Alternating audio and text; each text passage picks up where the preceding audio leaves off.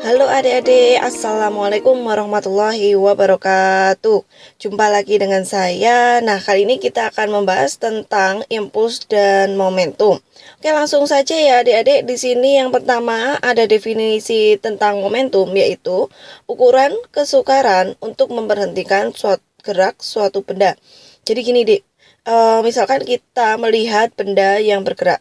Maka untuk memberhentikan gerakannya, maka kita akan melihat kecepatannya. Semakin besar kecepatannya, maka semakin susah benda tersebut dihentikan. Misalkan kita nih, Dek, kita naik sepeda. Nah, kita masih bisa ngerem pakai kaki ya, misalkan terjadi sesuatu pada rem sepeda tersebut. Namun, ketika kita naik truk, Dek, kan nggak bisa nih pakai kaki ngeremnya, karena di situ kecepatan truk itu pasti lebih besar daripada kecepatan sepeda kita. Selain itu, massa truk itu juga lebih besar. Jadi, ukuran untuk menghentikan suatu benda itu nanti dipengaruhi oleh massa dan dipengaruhi pula oleh kecepatan. Kemudian yang kedua, di sini ada definisi dari impuls. Impuls artinya adalah gaya yang bekerja pada suatu benda dalam waktu hanya sesaat. Nah, dengan adanya impuls ini, momentum bisa berubah. Nah, maka nanti bisa juga dirumuskan bahwa impuls itu adalah perubahan momentum. Nah, sebelum kita masuk ke rumus-rumusan atau materi tentang impuls dan momentum, kita pelajari terlebih dahulu peta konsepnya. Di sini kita akan mempelajari tentang bab impuls dan momentum. Tentunya dalam bab impuls dan momentum ini nanti ada tentang momentum ya. Nanti kita akan bahas. Oke, di sini rumus tentang momentum dan contoh-contoh soal tentang momentum. Kemudian yang kedua nanti ada tentang impuls. Oke, impuls tadi adalah gaya sesaat yang bekerja pada suatu benda ya. Kemudian yang ketiga, selain impuls dan momentum kita juga akan membahas mengenai tumbukan. Mengapa kita bahas juga tumbukan di sini? Karena tumbukan ini adalah salah satu cara untuk mengubah momentum. Selain diberi gaya sesaat tadi atau impuls. Nah, di sini tumbukan sendiri terbagi menjadi 3, yaitu tumbukan lenting sempurna, kemudian tumbukan lenting sebagian, dan tumbukan tidak lenting. Nah, tumbukan lenting sempurna ini biasanya terjadi untuk benda-benda yang setelah bertumbukan nanti mereka bergerak dengan arah yang berbeda. Dan di situ dianggap tidak ada energi kinetik yang hilang. Kemudian untuk tumbukan lenting sebagian ini terjadi pada benda-benda yang setelah tumbukan maka mereka bergerak dengan kecepatan yang arahnya berbeda atau berbeda intinya ya. Bisa berlawanan, bisa searah, namun yang penting di sini kecepatannya berbeda. Kemudian pada tumbukan lenting sebagian ini nanti terjadi perubahan energi kinetik. Jadi antara energi kinetik awal sama energi kinetik akhir itu berbeda. Nah, yang terakhir di sini tumbukan tak lenting. Jadi setelah bertumbukan maka kedua benda akan memiliki kecepatan yang sama. Nah, di sini kita telah memasuki subbab tentang momentum. Momentum tadi artinya adalah ukuran kesukaran untuk menghentikan gerak suatu benda. Nah, momentum bisa diperoleh dengan mengalihkan antara massa benda dan kecepatannya. Karena semakin besar massanya, maka semakin besar momentum yang diperlukan. Begitu pula dengan semakin besar kecepatannya, maka semakin besar momentumnya. Jadi P di sini diartikan momentum dengan satuan kilogram meter per second, kemudian M adalah massa dan V adalah kecepatan dalam satuan meter per second. Kemudian subbab yang kedua di sini ada tentang impuls. Impuls ini adalah tadi diartikan bahwa gaya yang bekerja sesaat pada benda. Nah, impuls tersebut bisa mengakibatkan perubahan momentum. Jadi nanti di sini bisa dituliskan ya, yang namanya impuls itu sama dengan F dikalikan dengan delta T. Atau impuls sama dengan delta P atau perubahan momentum sama dengan M dikalikan V2 min V1. Nah, di sini I artinya adalah impuls. Oke, satuannya adalah Newton second. Kemudian F adalah gaya, satuannya Newton. Delta T adalah selang waktu, satuannya second. Delta P artinya adalah perubahan momentum. Satuannya adalah kilometer per second. Nah, di sini ada contoh soal tentang impuls dan momentum dari SBMPTN tahun 2017. Bola biliar dengan massa 0,16 kg berkelajuan 5 meter per second menumbuk dinding batas meja. Tumbukan dianggap lenting sempurna. Bola tersebut datang dengan arah 30 derajat terhadap sumbu normal dinding. Jika diasumsikan bahwa waktu tumbukan adalah 0,01 detik, maka resultan gaya oleh dinding terhadap bola adalah, jadi kita gambar terlebih dahulu dindingnya. Kemudian terdapat gaya normal. Gaya normal itu selalu tegak lurus dengan permukaan benda. Di sini bendanya adalah dinding. Kemudian si bola tadi bergerak membentuk sudut 30 derajat terhadap normal.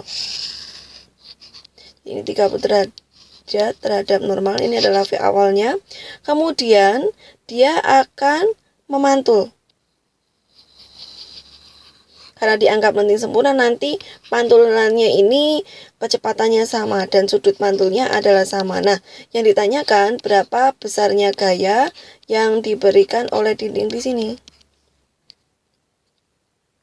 Nah, adik-adik, di sini ada gambar yang lebih rapi untuk menghitung besarnya gaya yang dilakukan oleh dinding terhadap bola, maka kita wajib mengubah kecepatannya ya, atau menguraikan kecepatannya menjadi komponen untuk sumbu mendatar ya. Sumbu mendatar kita gunakan V cos 30 derajat.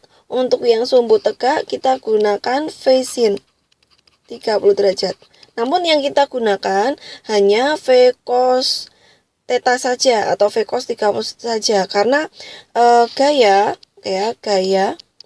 yang dikerjakan oleh dinding ini arahnya adalah mendatar ya, atau horizontal. Oke, jadi kita cukup menggunakan V cos 30 derajat aja. Kemudian untuk gaya yang untuk kecepatan yang ketika benda ini berbalik arah juga diuraikan menjadi komponen gaya yang mendatar dengan komponen gaya yang tegak. Untuk komponen gaya yang mendatar kita gunakan V cos 30, untuk yang tegak kita gunakan V sin 30. Namun seperti halnya dengan yang tadi ya, yang awal tadi, di sini yang kita gunakan juga V cos 30 saja. Oke, kita langsung masukkan ya ke dalam persamaan. Impuls itu adalah F dikalikan dengan delta T, atau bisa juga impuls sama dengan M, V2, V akhir dikurangin V awal. Nah, kita gabungkan kedua rumus ini menjadi F delta T sama dengan M dikalikan dengan V2 min V1. Nah, F-nya ini yang dicari. Kemudian 0,01 adalah delta T-nya. Masanya 16. Kemudian V2-nya adalah V min V cos 30 derajat. Nah, kita gunakan tanda min di sini karena kecepatan itu adalah besaran vektor. Nah, di sini untuk kecepatan awal ini berlawanan dengan arah gaya normal. Jadi saya kasih tanda negatif. Kemudian V1-nya searah, maka saya beri tanda positif. V cos 30 derajat.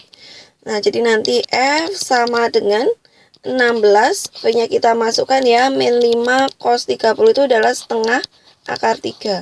Min 5 dikalikan setengah akar 3 dibagi dengan 0,01. Jadi di sini saya punya 16 min sama min, berarti nanti jadi min 5.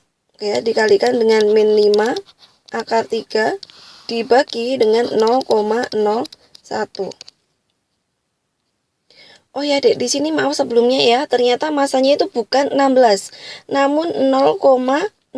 Jadi saya ganti terlebih dahulu. Di sini menjadi 0,16. Oke, jadi di sini 0,16 juga. Nah, nanti 0,16 dikalikan 5 dibagi 0,01 ini nanti ketemunya adalah 80 min 80 akar 3 Newton. Nah, ketemunya min. Min ini artinya adalah gaya yang dikerjakan ini berlawanan dengan arah gerak benda. Tapi nggak apa-apa ya, ini min itu hanya menandakan arah saja. Jadi jawabannya adalah yang C. 80 akar 3 berlawanan dengan arah, si gaya ini tadi searah ya, karena arahnya sebelah sana. Min itu artinya berlawanan dengan arah gerak benda. Jadi kita pilih yang A, searah dengan normal dinding. Contoh soal yang kedua dari Simaui tahun 2010. Sebuah benda bermasa 250 gram bergerak dengan kecepatan V sama dengan min 2 meter per second. Benda itu lalu mengalami gaya sepanjang gerakannya yang ditunjukkan grafik kecepatan partikel setelah mengalami gaya F selama 1 detik.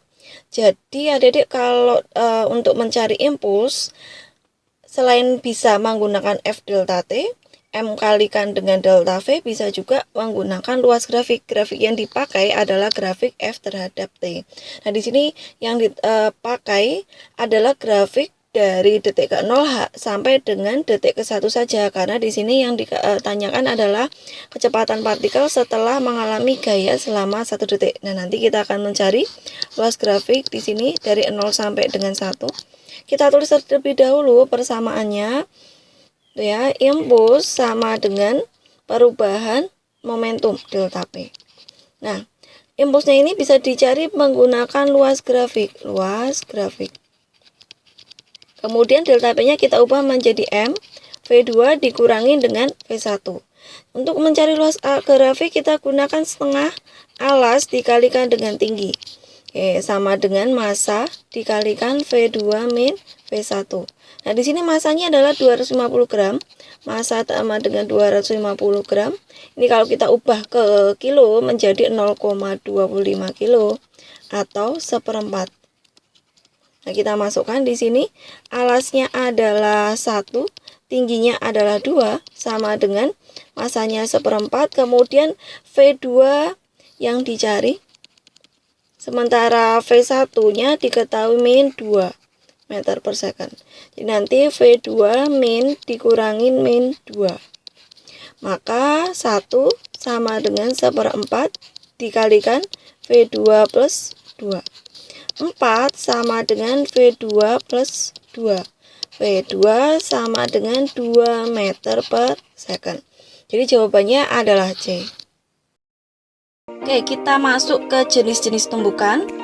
Jadi peristiwa tumbukan antara dua buah benda dapat dibedakan menjadi beberapa jenis, yaitu yang pertama adalah tumbukan lenting sempurna, yang kedua tumbukan lenting sebagian, yang ketiga tumbukan tidak lenting sama sekali. Perbedaan tumbukan tersebut dapat diketahui berdasarkan nilai koefisien tumbukan atau disebut juga koefisien restitusi dari dua buah benda yang bertumbukan. Jadi yang namanya koefisien restitusi adalah perbandingan antara besar kecepatan akhir dengan kecepatan awal. Oke, jadi di sini E diartikan koefisien restitusi. Nah, nilai dari koefisien restitusi antara 1 sampai dengan 0. Untuk tumbukan lenting sempurna di sini memiliki koefisien restitusi 1. Tumbukan tidak lenting sama sekali memiliki koefisien restitusi 0. Nah, untuk tumbukan lenting sebagian nilainya antara 1 sampai dengan 0. Jadi nanti bisa 0,1, 0,2, 0,3 dan seterusnya. Kita bahas terlebih dahulu untuk tumbukan lenting sempurna.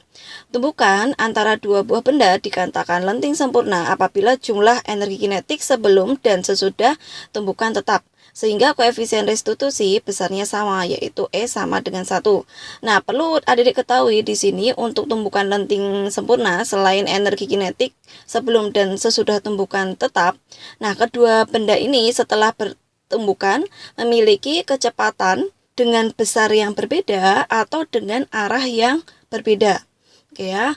Nah, pada tumbukan lenting sempurna berlaku kekekalan momentum, yaitu momentum awal sama dengan momentum akhir. Jadi bisa dituliskan M1 V1 ini untuk momentum benda 1, momentum awal dari benda 1 ya. Kemudian M2 V2 ini adalah momentum awal untuk benda kedua.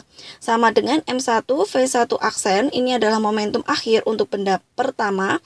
Kemudian M2 V2 adalah momentum akhir dari benda yang kedua. Oke, selain berlaku hukum kekekalan momentum, juga berlaku kekekalan energi kinetik. Persamaan yang digunakan tadi selain MV1, MV2 sama dengan MV1 aksen ditambah M2V2 aksen, bisa juga adik menggunakan persamaan koefisien restitusi. Nah, karena E-nya sama dengan 1, saya ubah di sini E-nya sama dengan 1. Oke, jadi untuk menyelesaikan persoalan, adik bisa gunakan persamaan yang pertama atau persamaan yang kedua. Namun biasanya akan terasa lebih mudah atau biasanya guru-guru di sekolah itu memakai persamaan yang pertama. Selanjutnya, setelah kita belajar tentang tumbukan lenting sempurna, di sini ada tumbukan lenting sebagian. Pada tumbukan lenting sebagian, hukum kekekalan energi kinetik tidak berlaku karena terjadi perubahan energi kinetik sebelum dan sesudah tumbukan. Pada tumbukan lenting sebagian hanya berlaku hukum kekekalan momentum saja, dan koefisien restitusi tumbukan lenting sebagian mempunyai nilai di antara 0 dan 1. Persamaan yang digunakan di sini karena berlaku hukum kekekalan momentum, maka ada persamaan M1V1 ditambah dengan M2V2 sama dengan M1 dikalikan V1 aksen ditambah dengan M2V2 aksen. Ini persamaan yang pertama, adik bisa gunakan persamaan ini, atau bisa juga menggunakan persamaan E sama dengan min V1 min V2 aksen dibagi dengan V1 min V2. Jadi perbandingan antara kecepatan akhir dengan kecepatan awal. Nah, di sini yang perlu adik perhatikan untuk tumbukan lenting sebagian ini, setelah bertumbukan, kedua benda ini memiliki kecepatan yang berbeda. Bisa kecepatan yang berbeda atau arahnya yang berbeda. Nah, selain mempunyai kecepatan dan arah yang berbeda, untuk tumbukan lenting sebagian ini energi kinetiknya itu berubah. Oke, seperti itu. Nah, ini ada contoh soal mengenai tumbukan lenting sebagian dari ujian masuk Universitas Gadjah Mada tahun 2017. Sebuah bola bermassa M menumbuk bola bermassa 2M yang diam secara lenting sempurna. Besar energi kinetik dari bola M yang hilang setelah tumbukan dibagi dengan energi kinetiknya sebelum tumbukan adalah. Adik-adik kalau melihat soal ini mungkin merasakan ada sedikit kejanggalan. Jadi dibilang di sini tumbukannya terjadi secara lenting sempurna. Namun ditanyakan perbandingan antara energi kinetik yang hilang setelah tumbukan. Nah, berarti energi kinetiknya berubah dong di sini ya. Padahal tadi kalau untuk tumbukan lenting sempurna ini tidak terjadi perubahan energi kinetik. Namun karena ini harus kita kerjakan ya, Dek ya. Jadi kita abaikan saja itu. Oke, kita nanti combine ya untuk tumbukan lenting sempurna sama tumbukan lenting sebagian. Yang penting nanti kita selesaikan menggunakan persamaan kekekalan momentum, karena untuk tumbukan lenting sempurna maupun tumbukan lenting sebagian ini berlaku kekekalan momentum dan rumusan koefisien restitusi. Di sini sudah saya gambarkan pergerakan benda ya.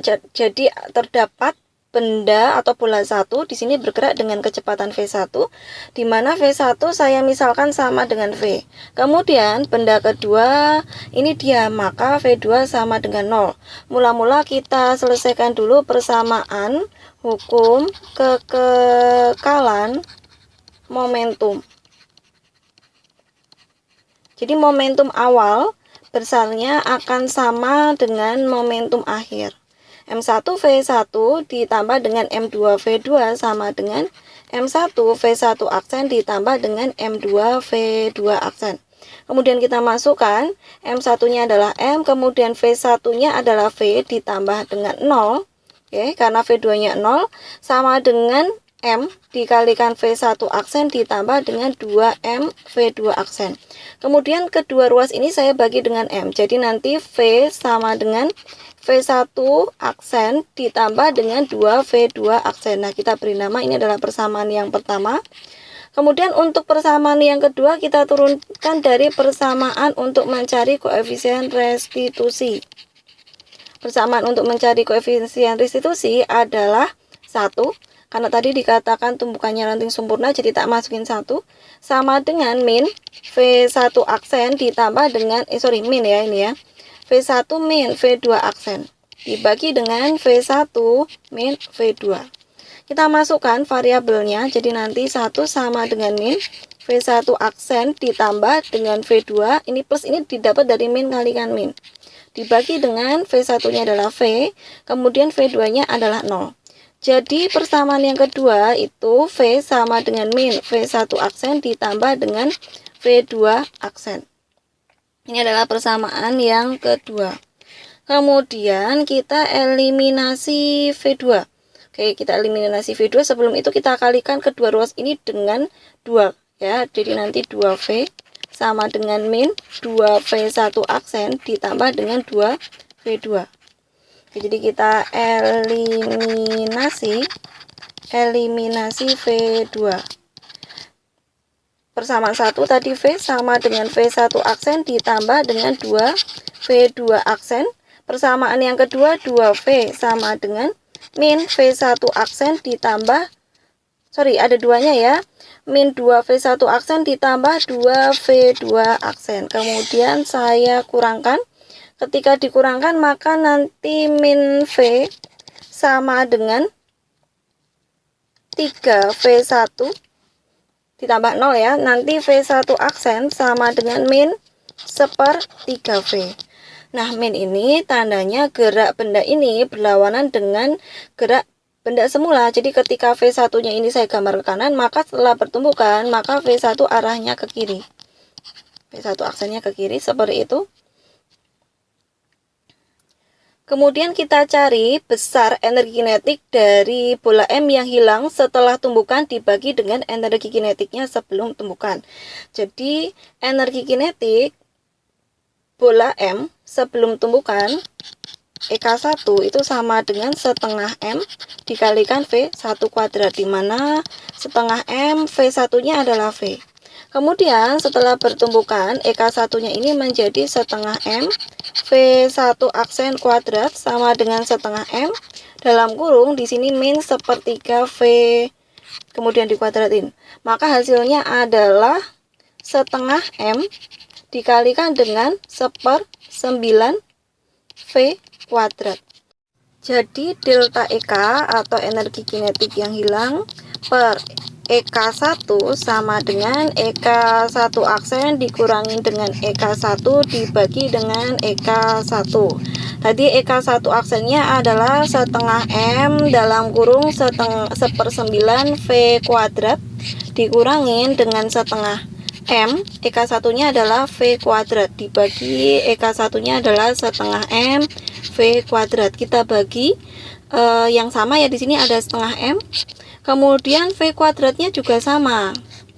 Nah, jadi nanti kita punya 1/9 dikurangi dengan 1. Nah, ini hasilnya adalah 8/9 min. Tapi nggak masalah, ini karena yang tanyakan adalah perbandingan. Min ini berarti bahwa energi kinetik awalnya itu lebih besar daripada energi kinetik akhir. Jadi kita pilih saja jawabannya yang E. Masih soal tentang tumbukan lenting sebagian dan lenting sempurna. Di sini ada contoh soal. Dua benda A dan B bermassa sama, masing-masing 2 kg saling bertumbukan. Kecepatan sebelum tumbukan adalah VA 15I ditambah dengan 30 J meter per second. Jadi di sini kecepatannya itu masih diuraikan menjadi komponen kecepatan untuk sumbu X dan komponen kecepatan di sumbu Y. Jadi misalkan di sini VA ini ya, di sana dituliskan 50I 30 J, berarti gerak si VA ini dia miring. Jadi nanti ada komponen yang mendatar di sini 15, kemudian komponen yang tegak di situ 30. Seperti itu ya Adik-adik. Kita lanjutkan. VB-nya adalah min 10I ditambah dengan 15J. Kecepatan benda A setelah tumbukan adalah min 5I ditambah dengan 20J meter per second. Persentase energi kinetik yang hilang setelah tumbukan adalah, jadi kita kerjakan dulu dengan hukum kekekalan momentum, yaitu momentum awal sama dengan momentum akhir. Momentum awal berarti nanti MA dikalikan dengan VA ditambah dengan MB dikalikan dengan VB sama dengan MA VA aksen ditambah dengan MB VB aksen. Nah, dikatakan bahwa kedua benda memiliki massa sama, maka kedua ruas ini saya bagi dengan M. Karena masanya sama, habis ya. Kemudian kita masukkan VA di sini terdapat 15I ditambah dengan 30J. Ditambah dengan VB-nya adalah min 10I ditambah dengan 5J. VA aksennya adalah min 5I ditambah dengan 20J ditambah VB aksen. Nah, kita kelompokkan yang I dengan I, yang J dengan J. Berarti nanti kita punya 15 dikurangin dengan 10I, hasilnya adalah 5I ditambah 30J ditambah dengan 5J. Berarti hasilnya adalah 35J. Sama dengan min 5I ditambah dengan 20J ditambah dengan VB aksen. Jadi nanti VB aksen sama dengan, di sini ada 5I, yang ruas kanan ini ada min 5I, nanti pindah ruas jadi 10I ditambah dengan 35J dikurangin dengan 20J, hasilnya adalah 15J. Jadi ini adalah nilai VB-nya. Kemudian kita cari besarnya energi kinetik terlebih dahulu. Kita cari besarnya energi kinetik awal dan energi kinetik akhir. Di sini saya cari energi kinetik awal terlebih dahulu.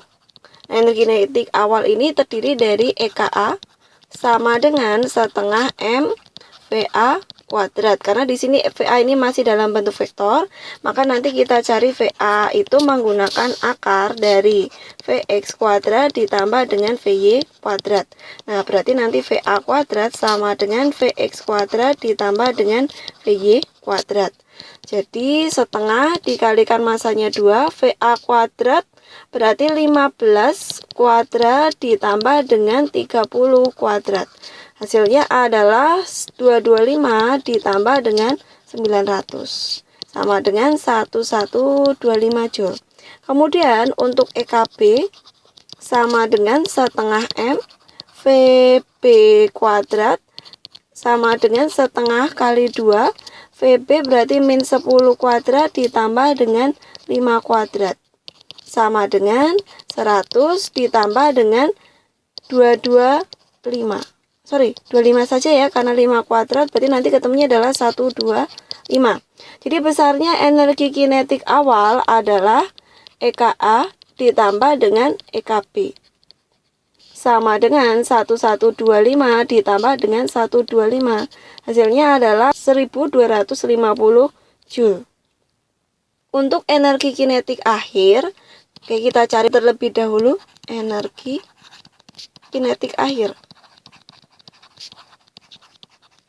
yaitu EK A aksen sama dengan setengah M VA aksen kuadrat. Berarti nanti setengah dikalikan 2, VA aksen berarti min 5 kuadrat ditambah dengan 20 kuadrat.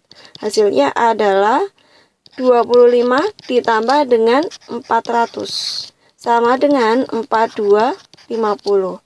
Kemudian EKB-nya adalah setengah M VB aksen kuadrat sama dengan setengah dikalikan 2.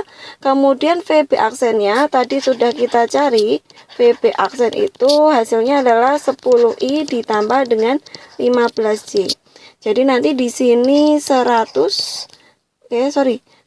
kuadrat ya ditambah dengan 15 kuadrat. Hasilnya adalah 100 ditambah dengan 225.